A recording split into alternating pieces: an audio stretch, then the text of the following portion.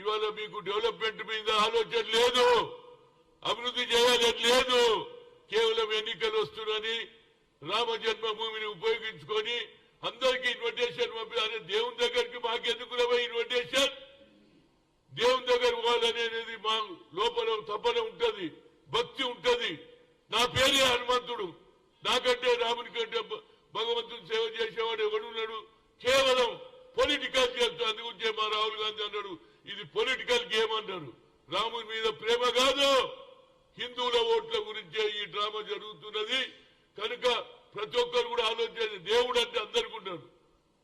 యేసుక్రీస్తు పూజ ఉన్నారు, ముస్లింలు అల్లాహకు చేస్తారు, అదేవిధంగా రాముడు శివుడు మనం పూజ చేస్తాం.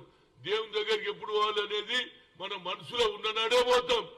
సాయిబాబా గుడికి పోవాలన్నా, వెంకటేశ్వర స్వామి దగ్గర పోవాలన్నా మనం అనుకుంటే పోతాం. కానీ దానికి ఇన్విటేషన్ ఎందుకురా బాబు? అయోధ్యలో గుడి ఉన్నది, పోవాలనుకున్న వాళ్ళు పోతారు. వీళ్ళు ఇన్విటేషన్ ఏందండి? మేము ఇన్విటేషన్ పంపిస్తాం. నీ పెళ్లియారా బాబు? నీ కొడుకు పెళ్లిగా అయితే నువ్వు ఇన్విటేషన్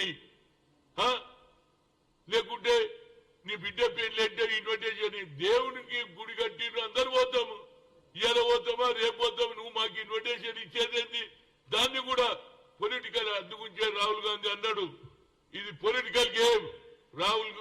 రాముని మీద ప్రేమ కాదు, ఓట్ల గురించే రాజకీయం. అందుగురించే మేము పోమని అన్నాడు.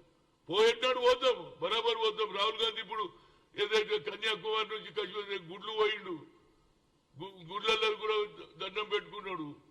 సిక్కు గుడికి పోయిండు, ఏసుగీతికి పోయిండు, మస్జిద్ గురుద్వారాకు పోయిండు. కనుక ఇది కేవలం political game. In the name of development ఏం చేయలేదు. కాబట్టి ధర్మం మీద, రాముని భక్తి మీద ప్రజలను మోసం చేస్తున్నది నా ఉద్దేశం.